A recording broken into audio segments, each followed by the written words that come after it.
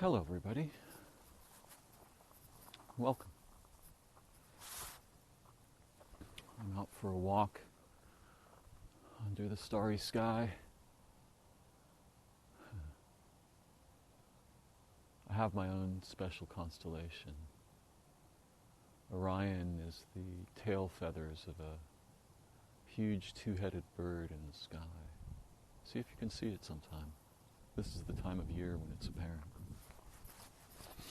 I call it Thunderbird. The identity of the Thunderbird is something of a mystery. It's, of course, we're using English to talk about things that weren't spoken about in English. They did not arise from English. My topic this evening is related to the problem with nouns. So I'm going to talk tonight about the problem of things and what they are, which is a matter of identity and identification, language and habit. And most of us are inclined to think about history in a way that I think is very confused. And I like Owen Barfield's way of talking about this in his book, Saving the Appearances, a book I highly recommend for those of you who are interested. And I'm not going to go into Owen's book very deeply, but he brings up the problem of what is a rainbow. And there's various ways we can approach the question. Most of us understand what a rainbow means if we hear this word. But if it's used in different contexts, it means different things. But the phenomenon itself doesn't exist without a participator. Right? Somebody has to be participating to see a rainbow. Now, it's not clear if the rest of reality is like that or not. Some say yes, no participator, no reality. Some say no, the tree is there whether anyone's looking or not. And that latter position is the one that seems sensible to most moderns, which is gravely unfortunate for us. Our language posits the existence of separated objects that we can sense or think of according to our predispositions and our purposes.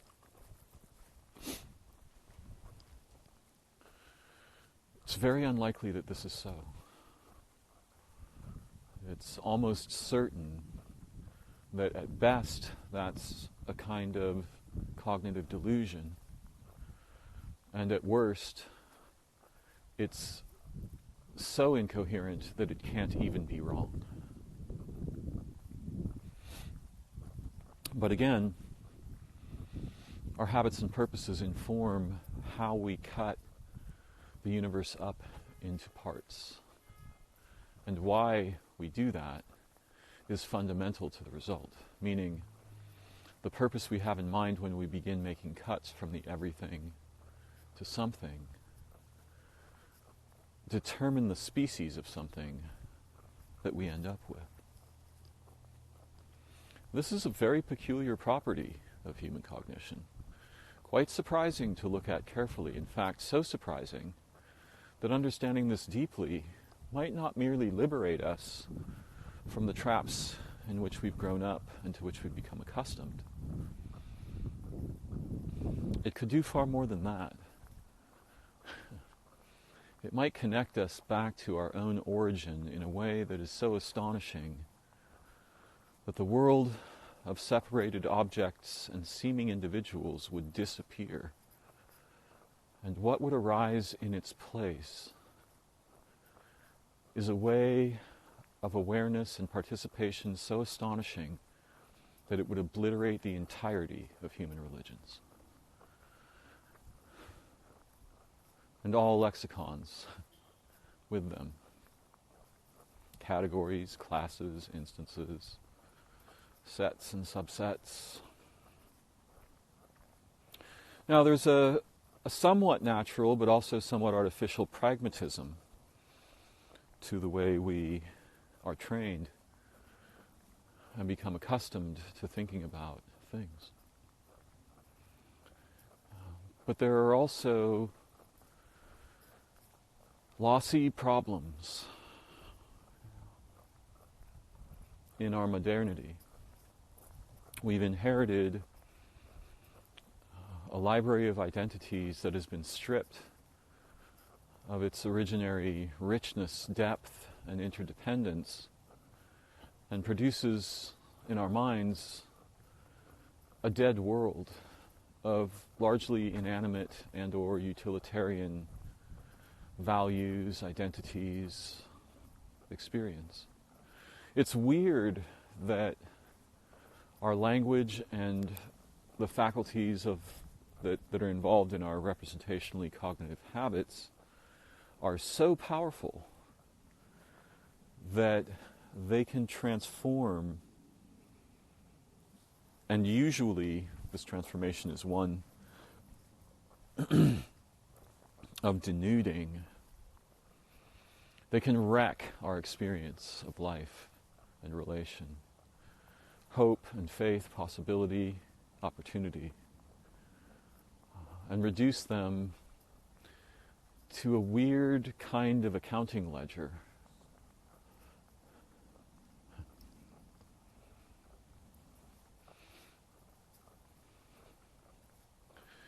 In order to make this clearer, I'll have to give some kind of an example.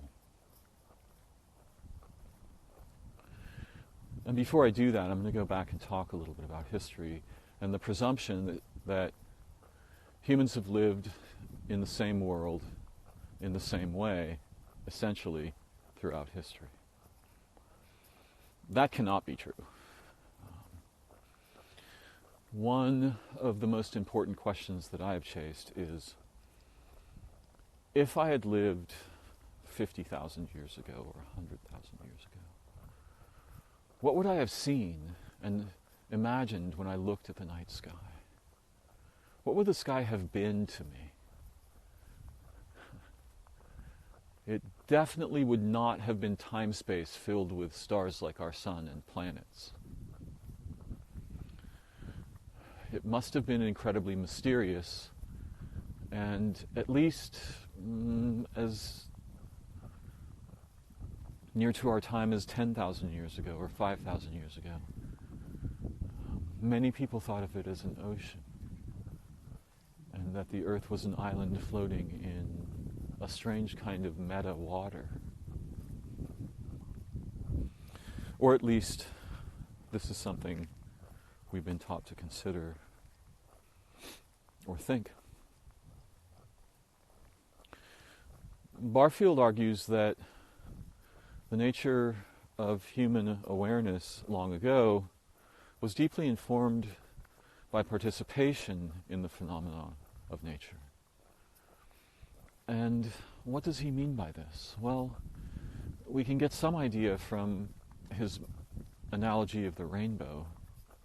If you're not seeing it, it's not there. Now, of course, someone could argue, yes, well, cameras could see it, but cameras don't see. Cameras could image it. But the camera has no relationship with what it images. It's a disembodied thing. And our languages, particularly in the modern time, have become catastrophically disembodied and denuded of participation.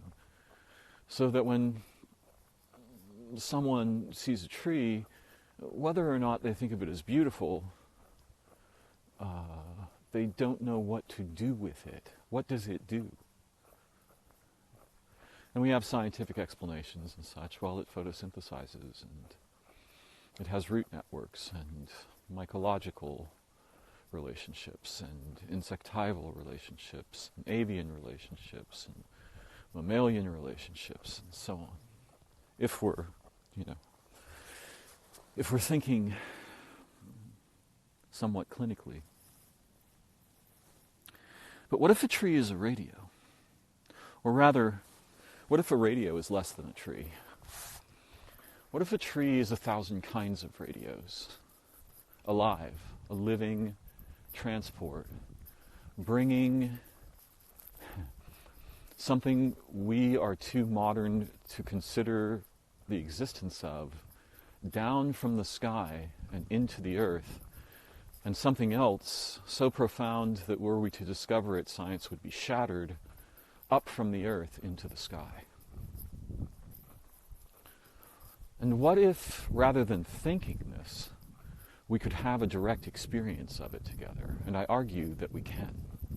Not only that we can, but probably for most of human history, our ancestors were deeply aware of something like what I'm describing here.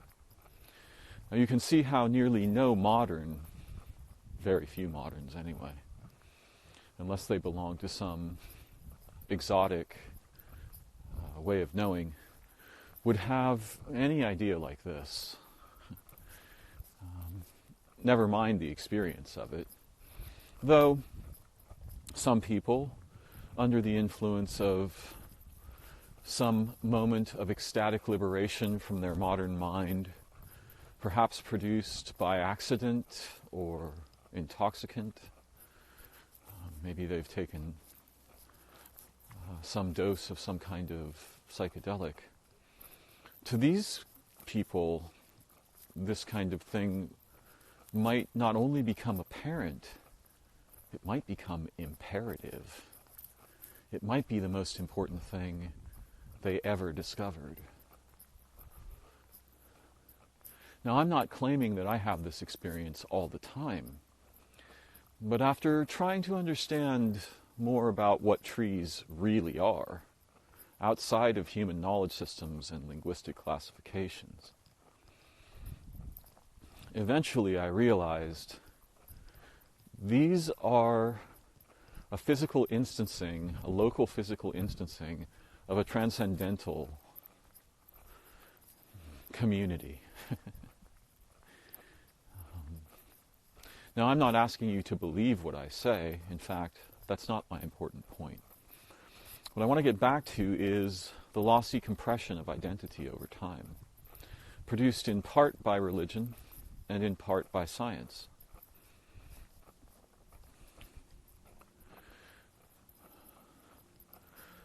For those who use science to derive identity rather than to do research and make discoveries, this is a different aspect of scientific thought, and it's closer to scientism than it is to what we usually think of when we use the word science.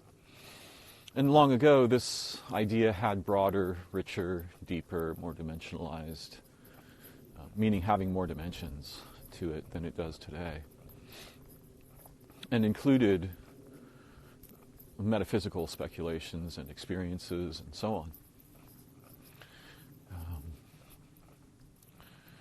It would be hard to call what the Yanomami of South America did before we introduced Western culture to them science. But many of their shamans knew intimately over 5,000 plants and could recognize and identify them and mix them together and cure hundreds of different kinds of health conditions that we today, with our scientific knowledge, do not know how to cure. Of course, they lived in an entirely different context and milieu, and their ways of knowing were neither modern nor Western, nor European. They were indigenous, we might say.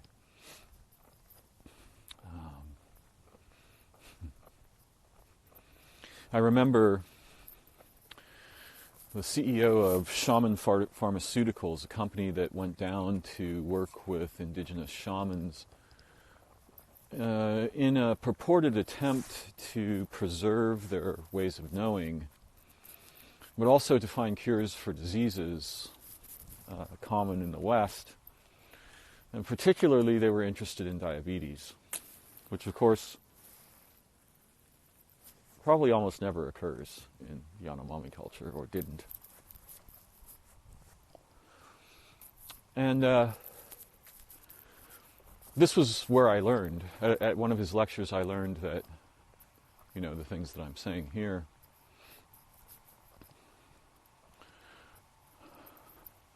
And one of the things he mentioned is an old metaphysical trope, which was that the appearance of certain plants gave clues to its medicinal value. Now, of course, the Yanomami are not utilitarian. They don't go around thinking this plant is an object that produces a chemical that solves a metabolic problem. That's not their way of being in the world at all. I don't know what it's like to be in the mind of a Yanomami 200 years ago, before the introduction of Western culture. But I can imagine that their world was deeply participated, meaning they didn't make the kinds of cuts we make to produce identity, number one. And number two, their primary concern was not utility, it was relationship. And that's the primary difference between a participated way of knowing, in which we are in relation with beings and processes and nature and the sky and history and the future, or we've dissected it and are busy cataloging the anatomical properties and their utilitarian value. Modern science does not have inherently a position on identity. However, the great utilitarian power of experiment and research and reproducibility creates an aura of authority that seems inviolable. Of course, sugar causes metabolic problems. We can prove it. Give mice sugar, watch the changes in their organs and mitochondria, and so on. So it's very compelling, but wildly incomplete, and reduces relation to properties and values and accounting. So what's happened to our lexicons, meaning what is meant by the word tree, bee, bear, whale, island, ocean, mountain, sun, moon, star, the sky, dreaming, food, friend. All of these central words that interlink to produce a hypersystem of meaningful intelligence have lost their relationships and dimensionality in the face of both science. Well, as a result of scientific thought and the ways that we employ science in modern culture, religion, similarly, both of these ways of knowing generally are what I call attacks on the supercontainer. The fundamental scientific position, not shared by all scientists, is that life in the universe are essentially a mechanical accident. There's no meaning. There's no hyperstructure of beings over time-space. There's no centralized web or family of intelligences involved. Yet, everywhere we look, this is what we see. If you just look at nature and give up metaphysics entirely, you will see a vast, intimately relational web of deeply profound dimensionality, right? There's not 12 or 15 ways the tree relates with 1,000 life forms, there's 1,000 ways the tree is in constant relation with the entire network of life, the history and future of life, and all beings. So something's gone horribly wrong with human knowledge. And essentially what happened can be understood as a catastrophic loss of kinds of meaning.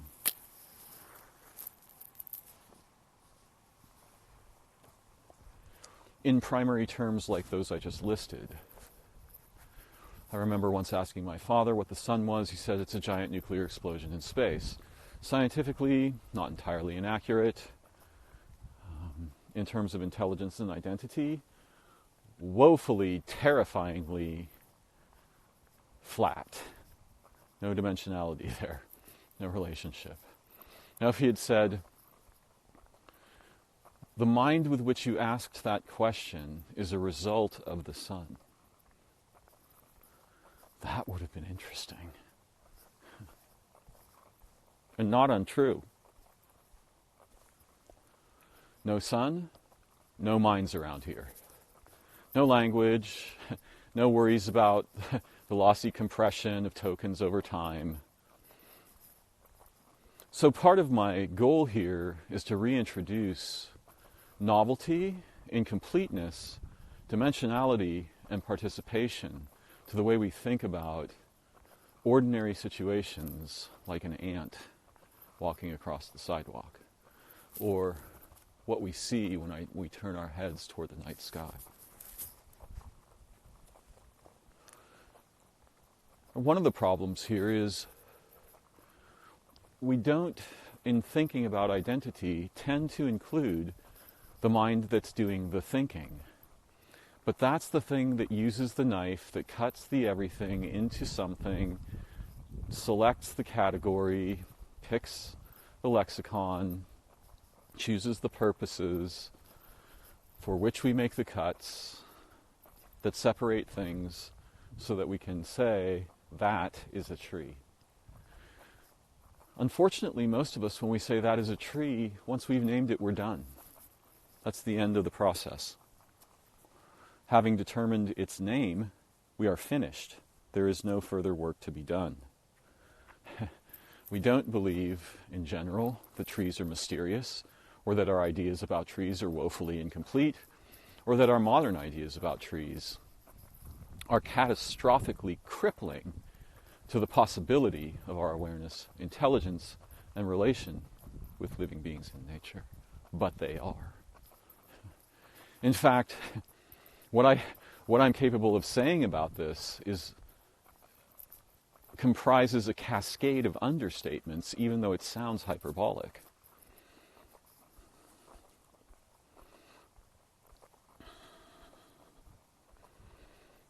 Let me reorient for a moment.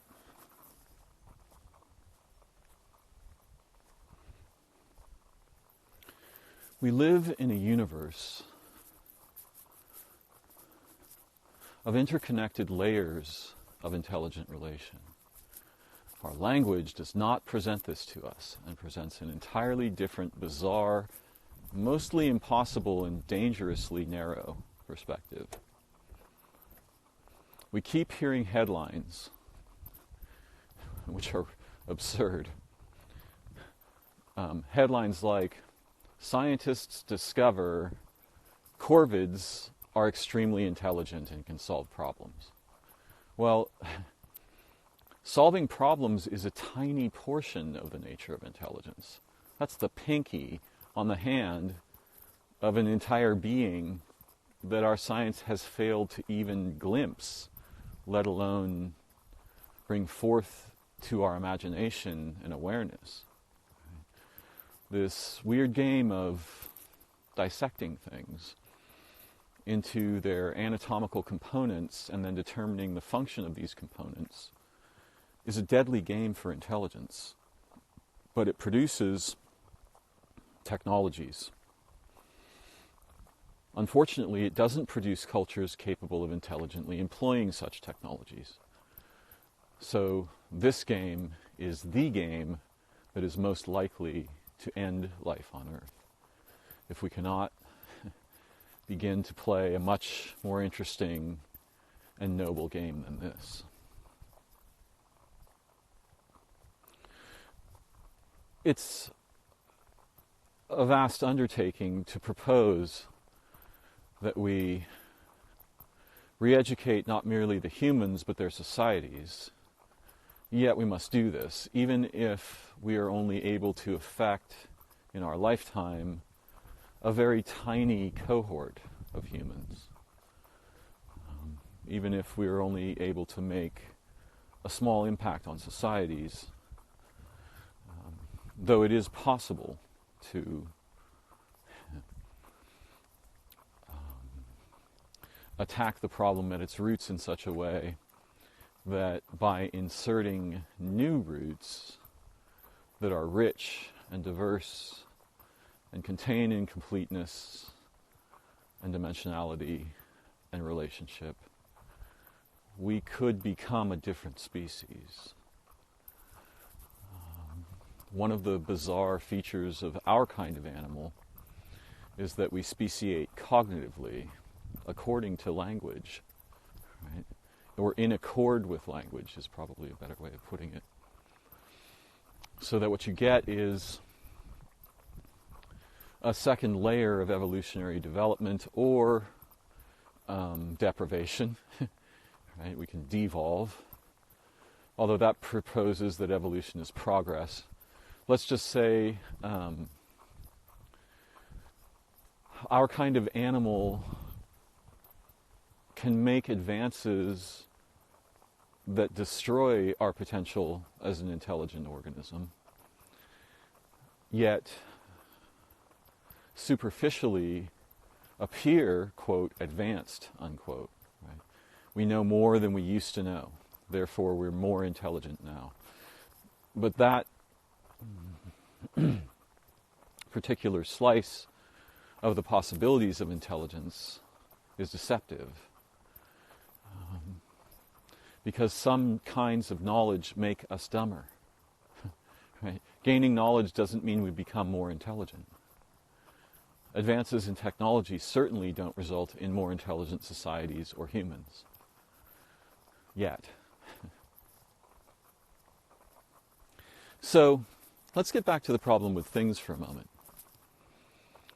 When we think about identity, what something is, I guess this is an ontological question. We generally are not trained to consider the role of language, habit, purpose, and our minds. Yet, when we think about what a tree is, or if we refer to a tree in language, we're doing something with our minds, right? And if we refer to it vocally, we're committing, we are engaged in speech acts. Now, in my talk this evening, you can see that it's possible to use speech and language in a way that moves against the ordinary habits and inclinations and proclivities and outcomes that we are used to being almost always the case. So there's a vast frontier here for awareness and the recovery of the vast library of intelligences that we are the inadvertent beneficiaries of. We didn't necessarily sign up to inherit these things, but by being born human, we did.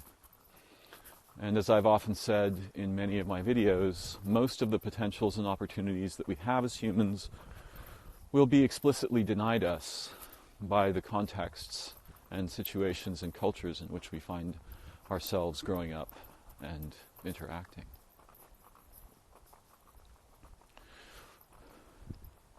But if when we refer to something, a monkey, for example, if we are aware that that behavior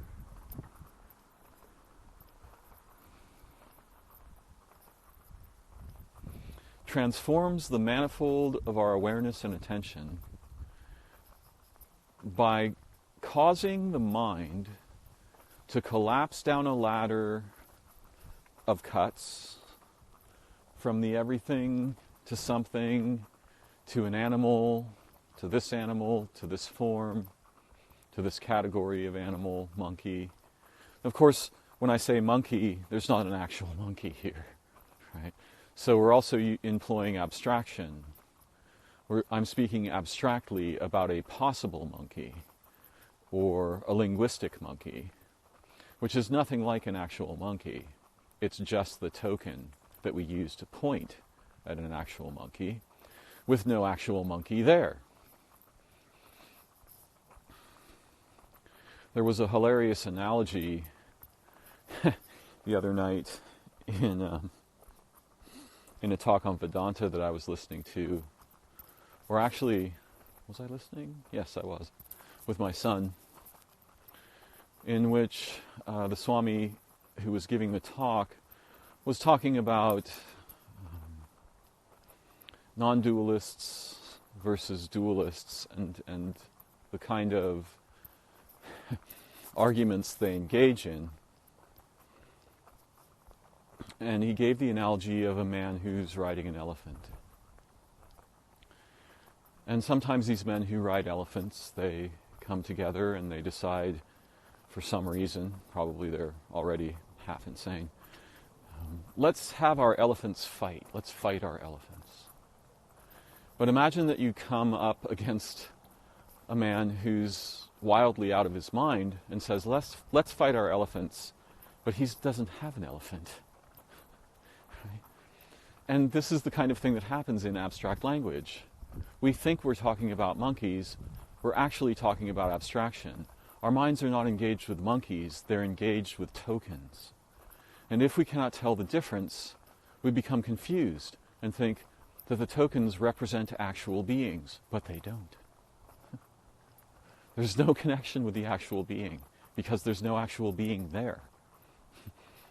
This is like a situation where there are neither men nor elephants, but they think that there are men and elephants because they can say man and elephant.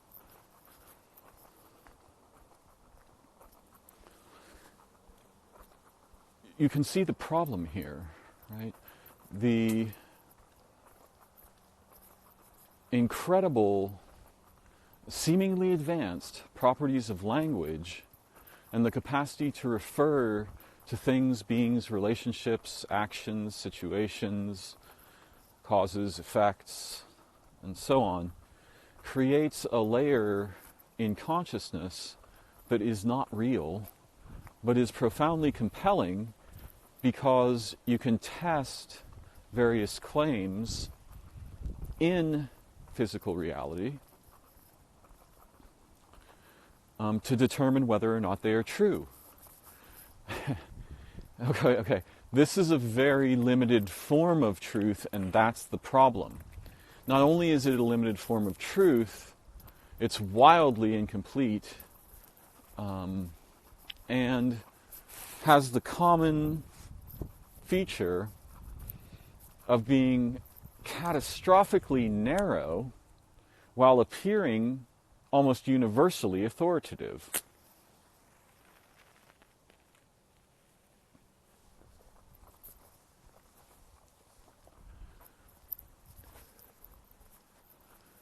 And that authoritative sense overwhelms our awareness and shrinks it down to a tiny crippled speck that appears godlike because there's truth value in there. Well, what's the scope of the truth value? There is a monkey. Or I'll do something better. There is a car here. Its license plate number is 5 GKX 725. It's a van. It's maroon. It reflects light. It's made of metal. I suspect there's an engine in there and probably fuel. So those things are all true to my experience right now at the moment.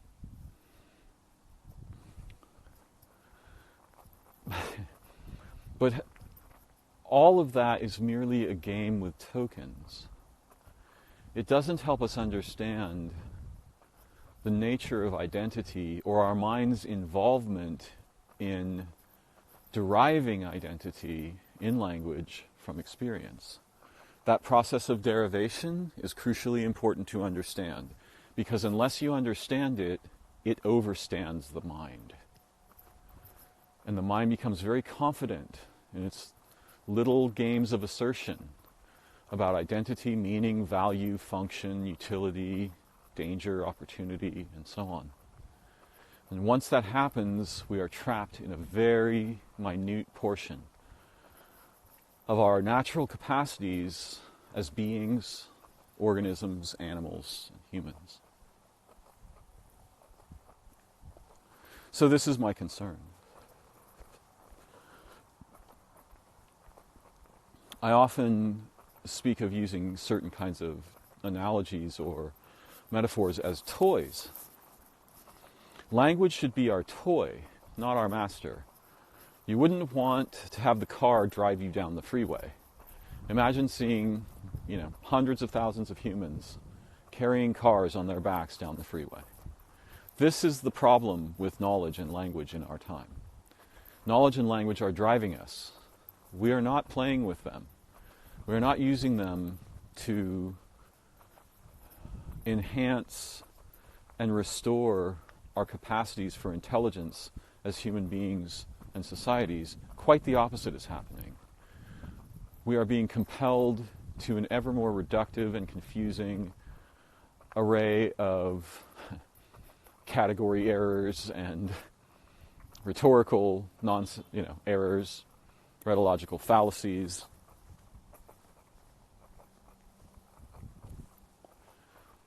And this is so crippling that most human beings will never have any understanding of what a tree is, or a bird, or their mind, or its nature, or its origin.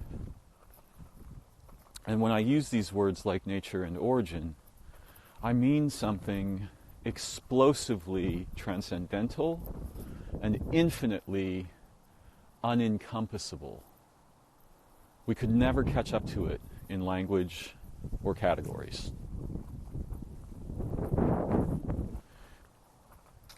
One might say it's not meant to be encompassed by language, but that's not the point, even though it's true. It's impossible to encompass it in language because it's an experiential thing. It's an experience. It's something we can participate in directly. And we may be able to say some meaningful things about that participation, but they will not encompass it. They'll be wildly incomplete. And like all of our speech acts, their form and what they accomplish will be at once very narrow, usually, with some few exceptions, and deceptively abstract. Imagine someone attempting to describe the greatest kiss they ever experienced. Is that description a kiss? No. Are any of our descriptions the things we describe? No. Are any of the words that we use the things they refer to? No. Can they be? Almost never. There are weird exceptions. Language can be folded back on itself in surprising ways. I walked into the house the other day, and on the kitchen table there was a piece of mail.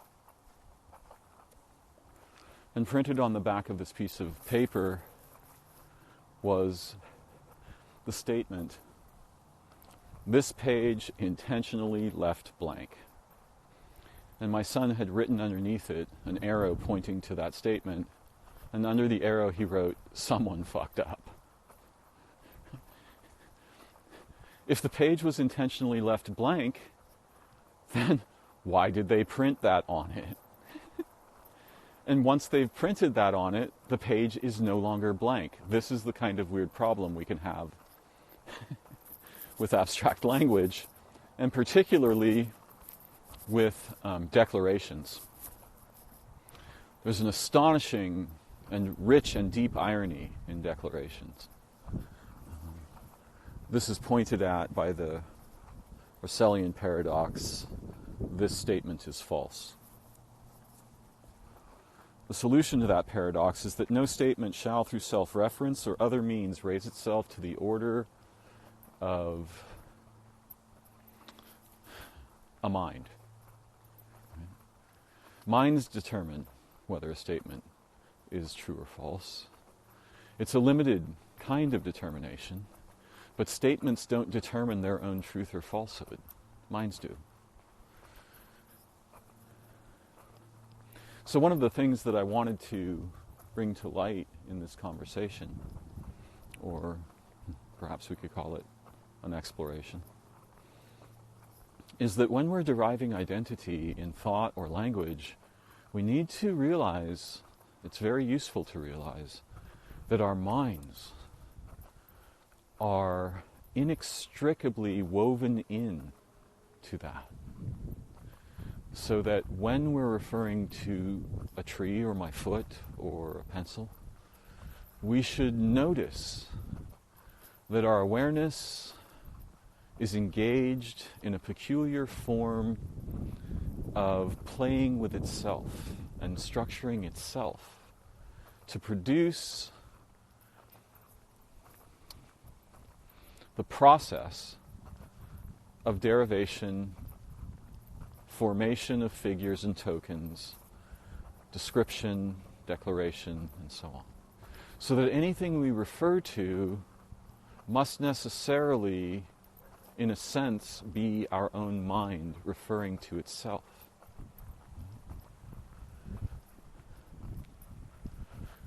This is difficult to... If I were sharper, I could produce a good analogy here. And probably it would involve reflections. Because in a sense, our minds can be understood as something like a peculiar kind of transcendental mirror in which figures arise, are individuated, are related to and derived from other superfigures. So that, for example, you have to have a universe to have a tree or a hand. Right? So there's a ladder that goes from the everything to something, to this thing, to some category, to an array of possible tokens we could use, to the one we select, and then, boop, out comes a statement like, here is a street lamp.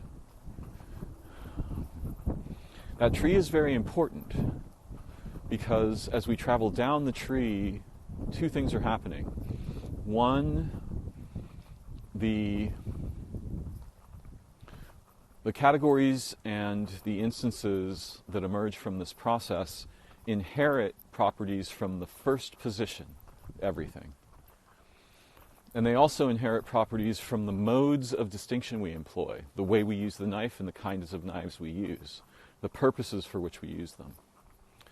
But they also lose communion and dimensionality as we travel down the tree, especially when the endpoint is something very abstract or really just kind of dead tokens.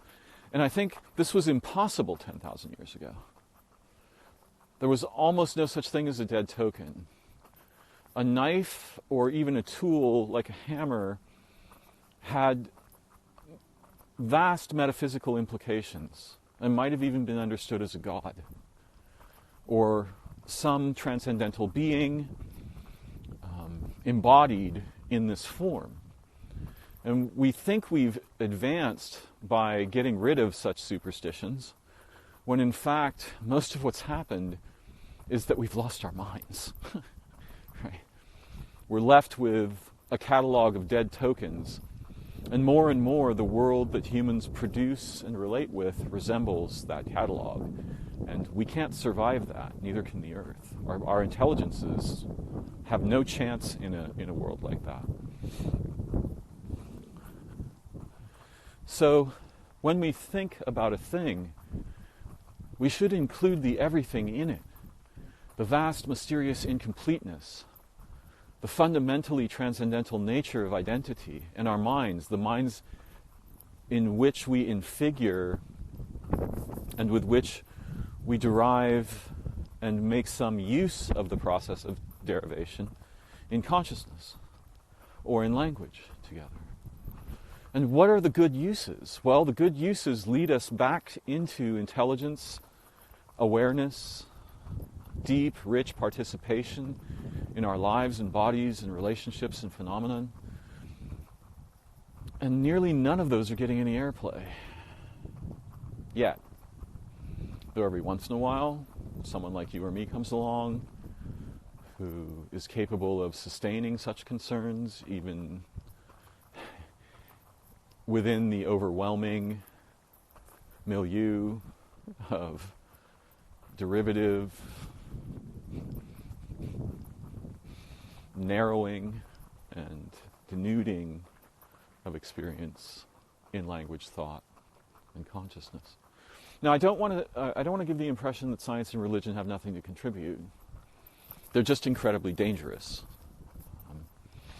And I want to talk briefly about a specific kind of confusion that's common particularly to schizophrenics, but we're all subject to it. And this is the confusion of the truth of a statement that seems true. For example, I am wearing shoes right now. That's a very narrow but nonetheless real truth. I am wearing shoes right now. It's a fact. But it's easy to confuse the truth of that statement with truth itself or authoritative knowledge. And neither of those, that's a very dangerous game. A game that tends to result in language driving us around.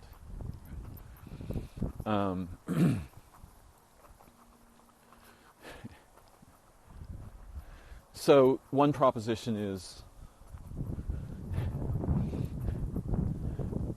well, let's see, do I really want to go there? So one of the problems with our religions is that over time they became weaponized. Hello, Toby. Hey, bud. And what I mean by that is they came to include vast, overarching, universalized threats. If you don't believe thus and such and this, and if you do any of this catalog of things, you will be eternally damned and will suffer for infinities of time in hell.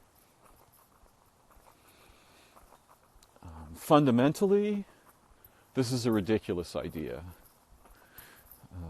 But in language, it's very compelling because it captures an aspect of human consciousness and awareness that is natural to all human beings. The problem is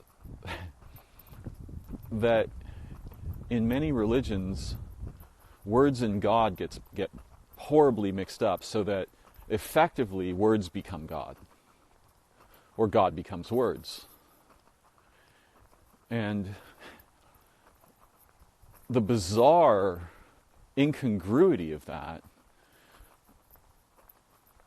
would seemingly keep us from making this mistake, and yet somehow in millions of people and billions of human lifetimes, that's not what happens.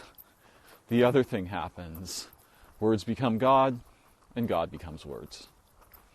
And once again, we're being driven around now in our psyche with concerns about our soul and immortality and reincarnation or heaven and hell, these kinds of bizarre, nonsensical ideas. Not to mention the fact that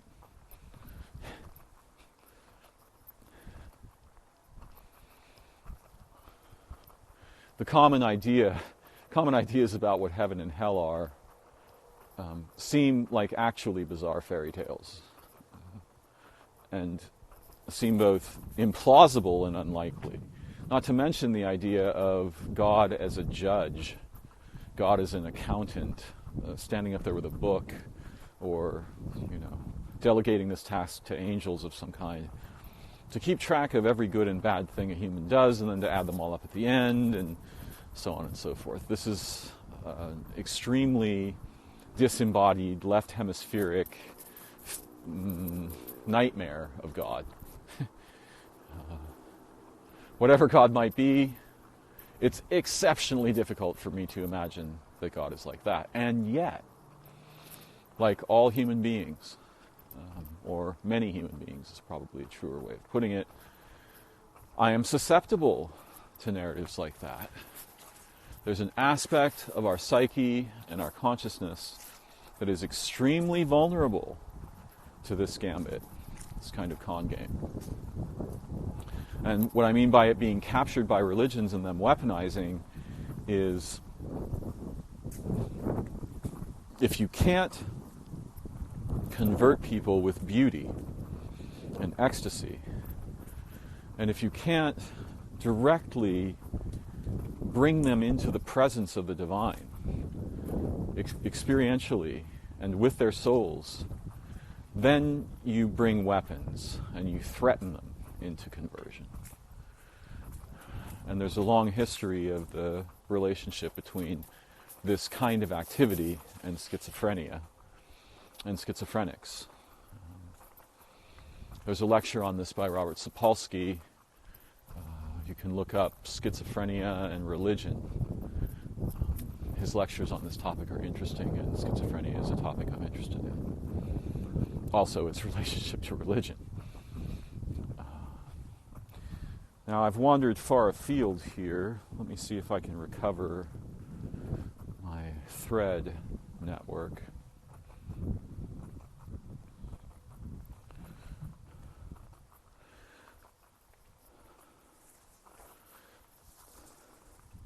The usefulness of science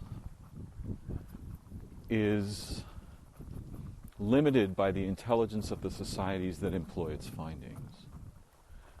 And the dangers of scientific endeavor are radically exacerbated by the ignorance of such societies. We might say something similar about religion.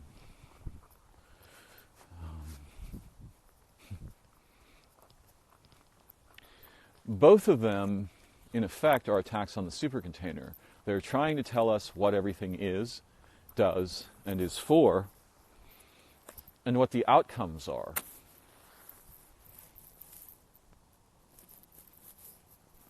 Science tells us. Actually, science doesn't tell us anything, ever.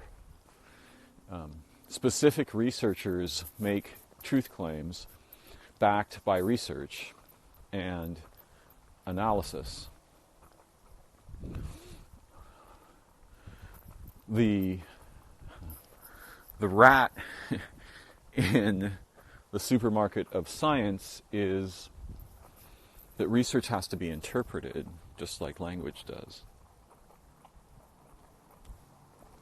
And we often find that initial interpretations were at best misguided, and at worst sometimes completely backwards. Right? It's very easy to get something upside down in science. An example is we once thought that osteoclasts, the cells, now of course the entire body is involved, but we think cells build bones.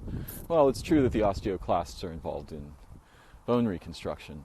And we thought originally that the osteoclasts must be the smart cells, and the osteoblasts that destroy bone must be kind of like we're little robots. And we had that backwards. What it turned out to be was that the osteoblasts were laying down the signaling molecules that effectively instructed the building cells where and how and when to build bone.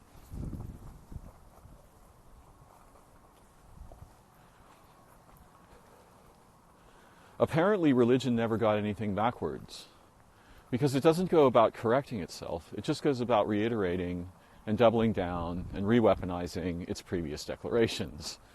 There are exceptions, but they're extremely rare.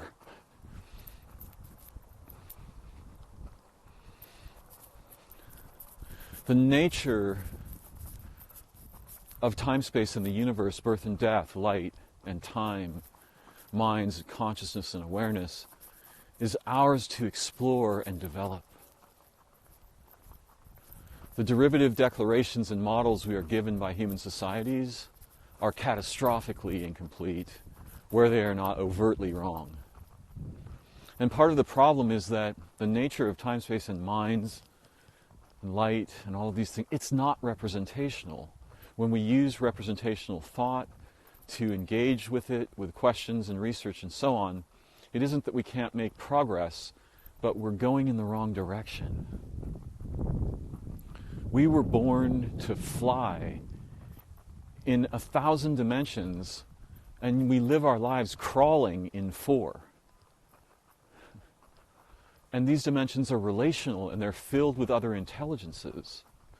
Our language and ideation in the modern world creates a situation in which it is nearly impossible for us to deeply experience this, or to imagine it. Yet we should imagine it. Every night when we dream, universes emerge inside us. We see without eyes, we hear without ears, we eat without mouths, we have sex without organs.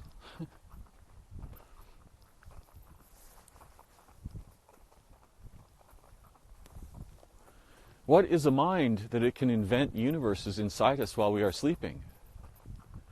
Well, it's something far more profound than anything we've been thinking. In fact, our thinking has led us in the wrong direction too often and very continuously. So when we make things in the mind, we run the risk of our mind becoming thing-like. And that's a catastrophic loss of potential opportunity, insight, awareness, and experience of relationship. So bear this in mind the next time you think a house is what you think it is. And when I say there are other layers to the identity of a tree, there are other layers to all the things that humans make too. Houses are wombs. W-O-M-B. Right? Those are a reiteration of a process in nature that the humans have reified and objectified. Cars and motorcycles and such, those are angels. They have faces. Look at the front of a car. Houses often have faces too. The humans are reifying transcendental things they remember from before they were embodied, but they're unaware of this fact. It's true even of something as simple as a pencil, right? One end writes, the other end erases. It's a rod, sharp at the writing end, blunt at the erasing end. This is an analogy that can be applied to our hemispheric distinction. The writing end is very much like the left hemisphere and the process of writing. Now, I'm using clumsy language here. Certain left hemispheric affinities and aspects of function. And the eraser, like the interruptive faculties of the right hemisphere that keep us from going completely batshit insane with narratives when they keep us from doing that, are much like that eraser. The pencil is hexagonal, the eraser is round.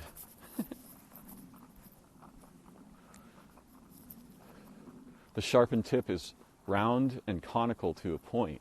All of these things, all of these features, these are reifications of qualities of the world of origin that we were familiar with before we were embodied. And humans are incapable of inventing objects that do not include these qualities, yet none of us are commonly aware of this. And the schizophrenics are catastrophically aware of it in a way that's incoherent. right? They've got half the puzzle, but only half. They can't see the relation to origin. They usually see the relation to threat or